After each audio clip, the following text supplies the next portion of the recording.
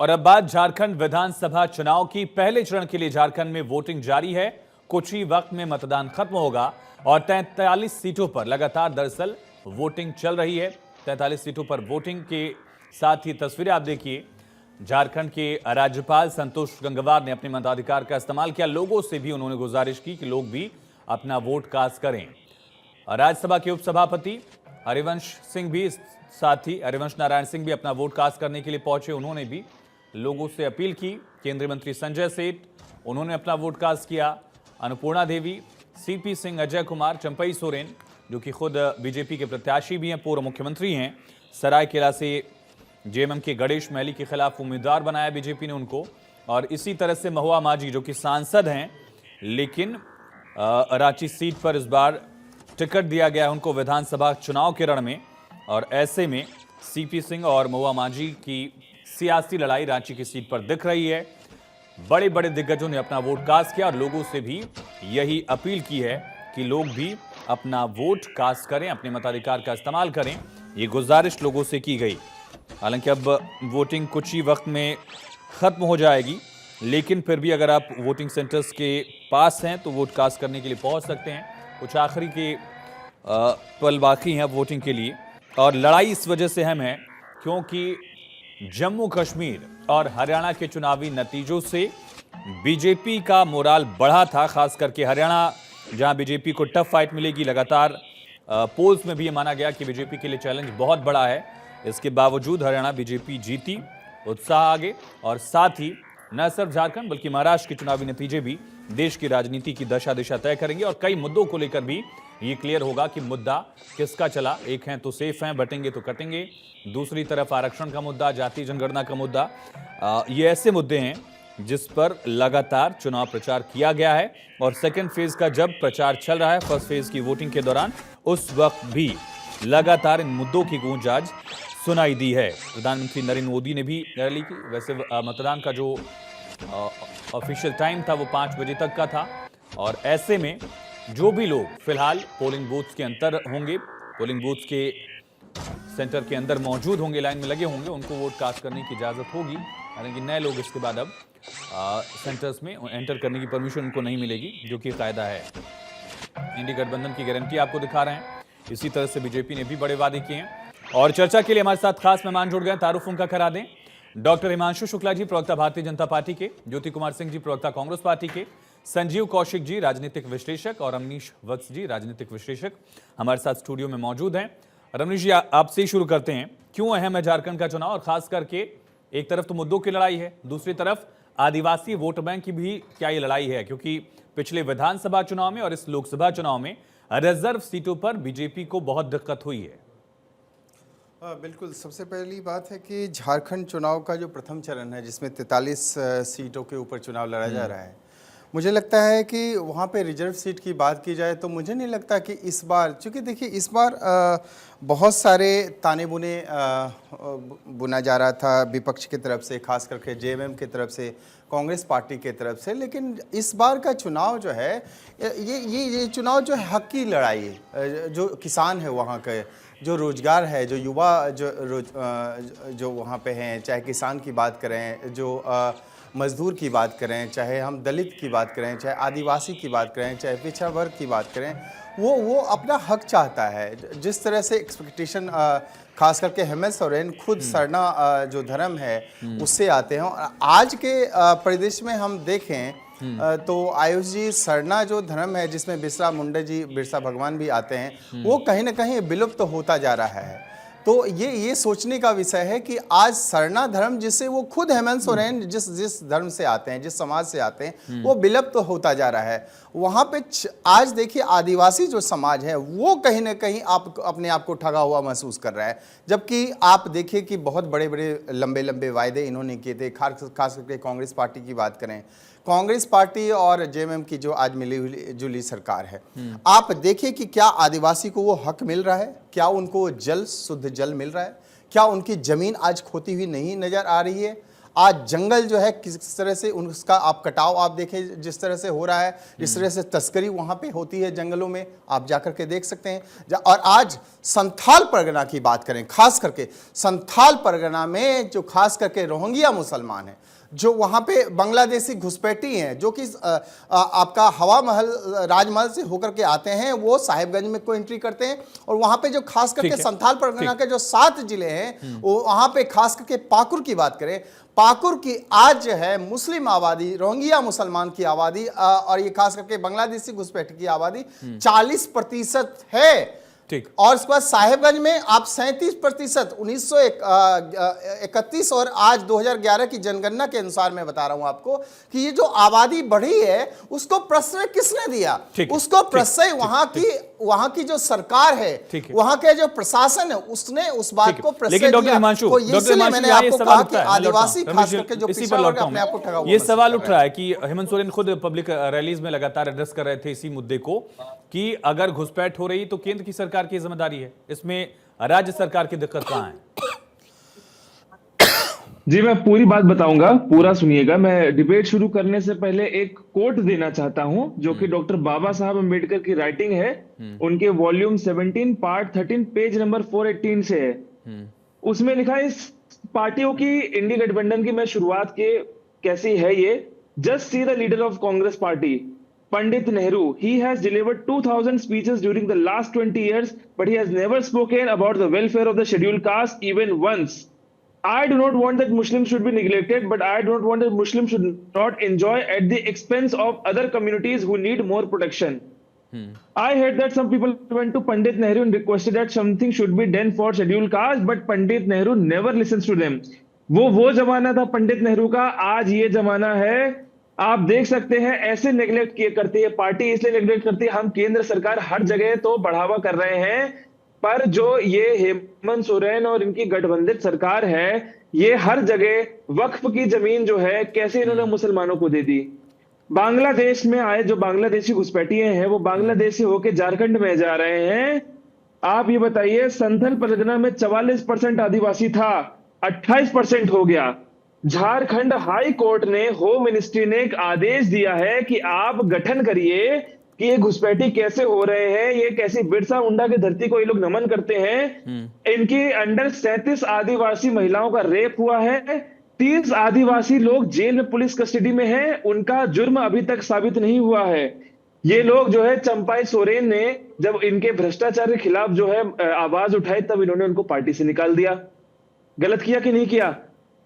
1000 करोड़ का इनके ऊपर इल्जाम है कि इन्होंने जमीन घोटाला किया है, 600 करोड़ रुपए का इन्होंने जो है घोटाला किया है, मनरेगा घोटाला किया है 1000 करोड़ का। और ये पैसा कहां जा रहा है?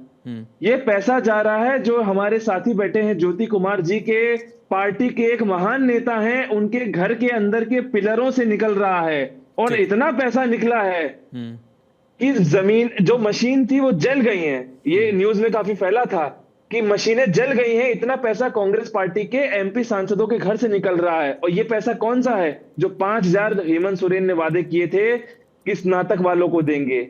51,000 रुपए का वादा किया गया था कि नवविवाहित दंपति को मिलेगा। 2500 रुपए का वादा किया गया था कि पेंशन में मिलेगा। इस पर मैं ज्योति जी से जवाब लूंगा, लेकिन डॉक्टर हिमांशु, जो मेरा सवाल था कि हेमंत सोरेन कह रहे हैं कि अगर बॉर्डर से घुसपैठ हो रही है तो घुसपैठ राज्य की सरकार थोड़ी रोकेगी।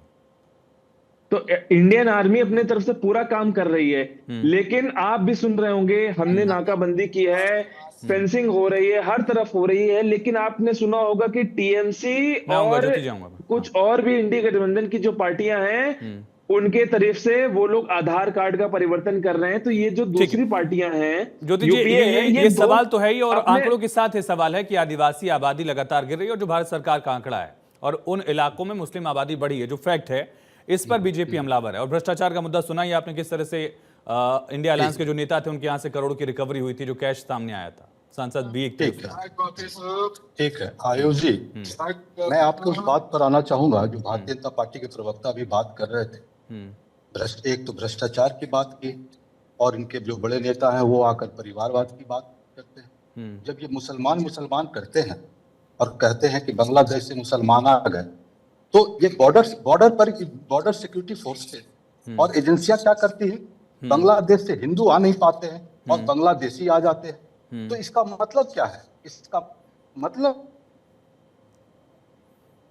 षड्यंत्र कराते हैं। मैं आऊंगा वो डॉक्टर कराते हैं सुनिए, कि वो कराते हैं कि बहुत से उन लोगों को आने देते हैं और फिर राज्य के सरकारों को बदनाम करते हैं। दूसरी बात, जब आप आ जाते हैं उस बात पर आ जाइए कि आज के दिन में आज जो इलेक्शन है, 13 झारखंड जो इलेक्शन हुए हैं, उस इलेक्शन में आपको पता है 26 सीटों पर जो केवल SC और ST की सीटें हैं वहां पर। उस 2019 में हमें इंडिया गठबंधन कांग्रेस और झारखंड JMM की जो सीटें आई थी, वो सीटें थी 21 सीटें। और चूंकि भारतीय जनता पार्टी उस ट्राइबल नेता हेमंत सोरेन को जानबूझकर जेल में भेज दिया उसके इमेज को खराब करने के लिए, तो मैं आपको दावे के साथ कह सकता हूं कि इस बार 26 का 26 सीट हमारे पास आएगा, हमारे इंडिया गठबंधन में आएंगे। आप बात करते हैं भ्रष्टाचार की। मधु कोड़ा कौन है मधु कोड़ा, जिसको आप उनकी पत्नी को भी लड़ाया और अपने भी लड़ रहे हैं। चंपा सोरेन की बात करते हैं। चंपा सोरेन को JMM ने क्या नहीं दिया, उनको चीफ मिनिस्टर बनाया और वो फासिस्ट फोर्सेस के साथ चले गए। किस लिए, किस बात के लिए चले गए? आप उनसे पूछा तो वो आप कुल्हान की जो हमारी जितनी सीटें हैं, मैं आपको 14 की 14 सीटें इनको एक पहले भी नहीं मिली थी और इस बार भी नहीं मिलेगी। अब आप आ जाइए, प्रधानमंत्री वहां आते हैं, कहते हैं कि अगर बटोगे तो कटोगे। किसको काटोगे भाई? आप प्रधानमंत्री हो और आप बोलते हो कि बटोगे तो कटोगे, तो आपका चीफ मिनिस्टर ये बात कहता है। बताइए आप किस तरह का आपका प्रशासन है? मैं आपसे पूछता हूं, जब आप कहते हैं कि फिर प्रधानमंत्री बोलते हैं कि बटोगे, अगर एक रहोगे तो नेक रहोगे, सेफ रहोगे, फिर दूसरे तरफ बोलते हैं कि अगर कांग्रेस को वोट दोगे तो वो मुसलमानों को आरक्षण दे देगा। आप बताइए, दो तरह की बात कैसे चलेगी? क्या आप समझते झारखंड के लोग बेवकूफ है? बेवकूफ नहीं है। आपको दूसरी मैं बात बताऊं, हम लोग तो अपने एजेंडे पर, अपने जो काम किया है उस पर हमने वोट मांग रहे हैं। हम मांग रहे हैं कि 10 लाख बच्चों को मैंने 10 लाख लोगों को मैंने बच्चों को मैंने साइकिल दिया है। 80 स्कूल में CBSE माध्यम से पढ़ाई शुरू किया है। जो दो सवाल हैं, एक तो जो आंकड़ा आप एजेंडे पर कांग्रेस पार्टी और JMM तो एजेंडे पर पूछ रहा हूं मैं, और ये क्या कर रही है? ये तो समाज को बात कर। ठीक है, जो आपने इंडियन फोर्सेस वाले, मैं आप ही से पूछ रहा हूं, सुन लीजिए। मैंने उनसे भी पूछा था, आप पूछ लीजिए। आप मुझे नहीं दे रहे हैं, मैं आप ही से पूछ रहा हूं। अरे ज्योति सुनिए ना, फिर वही होगा। मैंने उनसे भी पूछा, आपसे भी पूछ रहा हूं बहुत आसानी से। मैंने कहा कि जो फैक्ट्स हमारे पास हैं उसमें ये क्लियर दिख रहा है कि आदिवासी इलाकों में आदिवासियों की संख्या कम हुई है, मुस्लिमों की आबादी बढ़ी है। ये ऑन रिकॉर्ड है, या आप भी जानते हैं क्यों हो रहा है ऐसा? पहला सवाल। दूसरा सवाल भ्रष्टाचार से जुड़ा हुआ, जो पैसों की रिकवरी हुई है, जो पैसों की गिनती करते करते मशीनें खराब हो गई थी, वो तस्वीरें तो हमने भी देखी थी। तो भ्रष्टाचार का जो वो मुद्दा है उसमें दम है कि नहीं है? जनसंख्या आप जनगणना कराएं, जनगणना करा।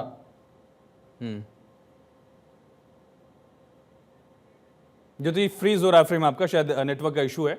अगर फिर से सही होगा तो वापस हम आपके पास आएंगे। लेकिन संजीव जी, सबसे बड़ा मुद्दा जो है, सवाल वही है कि जो पैसे की रिकवरी दिख रही है तस्वीरों के जरिए, उस पर भ्रष्टाचार का वजन क्यों न दिखे?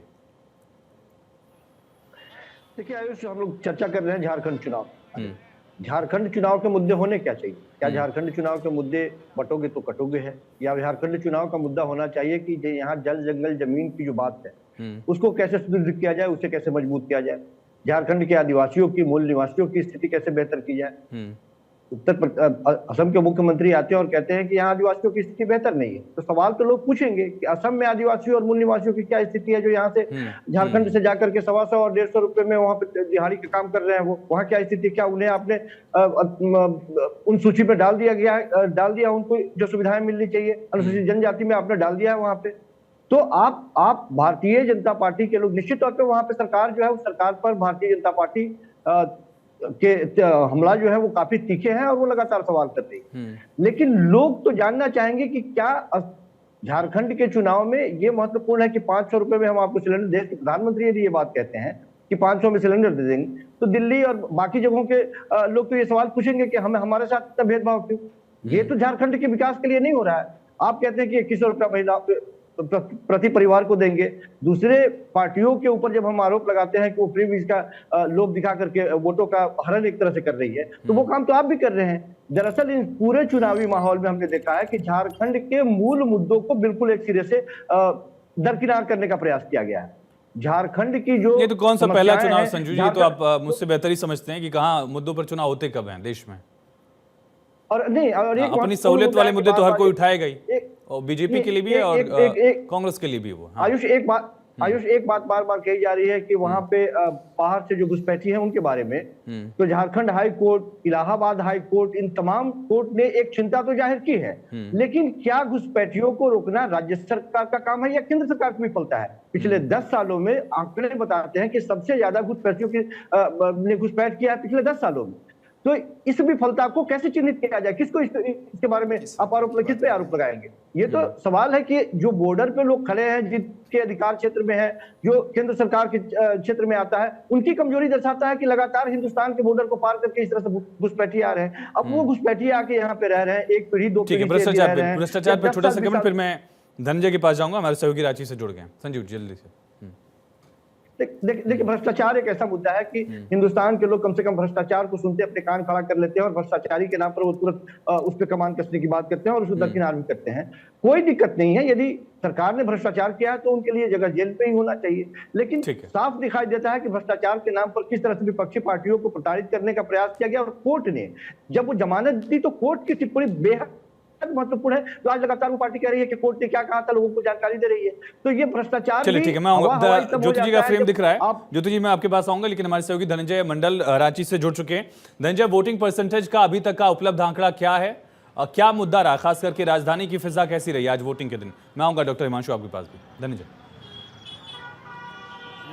3 बजे तक का आयुष जो आंकड़ा है 60% के लगभग आसपास था, लेकिन रांची का जो वोट परसेंटेज है काफ़ी कम देखने को मिला। जिस तरह से अनुमान लगाया गया था कि 70 आसपास जाएगा, लेकिन अब फिलहाल जब फाइनल आंकड़ा कुछ देर में झारखंड इलेक्शन कमीशन के द्वारा जारी किया जाएगा तब पता चल पाएगा कितना आंकड़ा। लेकिन अभी तक जो है 50% के आसपास रांची का, बाकी कई जगहों पे 60%, 62% के आसपास गए हैं कई जिलों में। और ओवरऑल की बात करें 59 पॉइंट समथिंग परसेंटेज है पूरे झारखंड में। लेकिन जो मुद्दा था उस यहाँ पे भ्रष्टाचार, रोजगार, कटोगे बटोगे या तमाम इस तरह के जो नारे चले तो पूरे तरीके से दोनों पक्ष की तरफ, पक्ष विपक्ष के हमलावर था। पहला पेज में तो इस तरह के नारे चलते रहे, आज दूसरा पेज का जो प्रचार प्रसार चल रहा है उसमें भी अब इसी तरह के नारे चल रहे हैं। देखिए, जो मुद्दा था कि यहाँ पे रोजगार किस तरह से दिया जाए, स्वास्थ्य की व्यवस्था हो, शिक्षा की व्यवस्था कैसे बेहतर किया जाए, इन तमाम मुद्दे चुनावी रैलियों में नहीं देखने को मिले। यहाँ पे सिर्फ ये मुद्दा था कि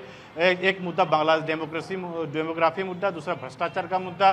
जेएमएम की सरकार साफ साफ कहना था कि हम लोग महिलाओं के लिए, युवाओं के लिए बेहतर काम कर रहे हैं। अभी हेमंता बिस्वा शर्मा ने एक कहा है कि देखिए, कांग्रेस जैसी पार्टी ने मैनिफेस्टो कब जारी किया? एक दिन पहले जब वोट होना। हमने 3 महीने से लोगों से पूछा, सबसे समझा, उसके बाद झारखंड के हित को लेकर हमने मैनिफेस्टो बनाया। जो मैया सम्मान योजना लॉन्च किया गया था जेएमएम की सरकार की तरफ से, उसका असर कितना दिखा?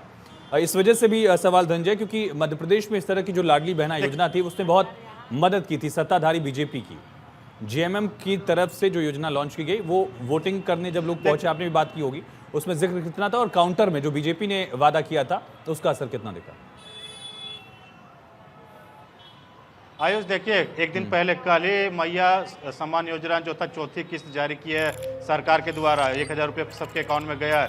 तो इससे इम्पैक्ट तो हुआ है। देखिए, हम जब फील्ड में सब जगह विधानसभा का दौरा कर रहे हैं तो मैया सम्मान योजना, दूसरा बिजली बिल जो फ्री हुआ है, ये मुद्दा काफ़ी जेएमएम को मदद करने जा रहा है। और बीजेपी का जो कहा है कि हम दीदी को योजना उसके लेके आए हैं कि 21 रुपया देंगे, ये कितना कारगर साबित होगा ये देखने वाली बात हो। बालू फ्री कर देंगे, आवास देंगे, पहले ही कैबिनेट में लगभग 2.5 लाख सरकारी नौकरी दे देंगे, जो 5 प्रण है, गैस सिलेंडर फ्री देंगे।